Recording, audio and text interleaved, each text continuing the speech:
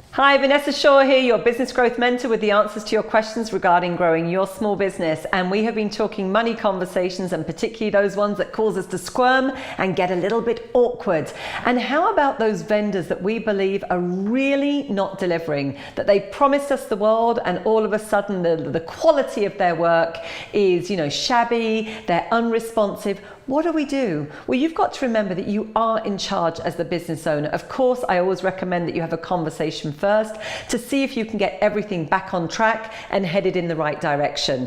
But equally so, there's going to be times when vendors, just don't deliver. Equally so, there's going to be times when clients are, not delivering against what they're supposed to be doing or keeping their side of the deal. And you, as the empowered business leader, need to be able to step back into your power, have a bold conversation that basically establishes a boundary to say this is no longer okay for me and we need to part ways. Now, these things aren't always the most comfortable conversations for sure, but these are conversations that are going to save you money and also save you a lot of heartache in the long term. As a business owner, you've got to take care of you and your business and really strengthen that muscle around having some of those bold money conversations in your business.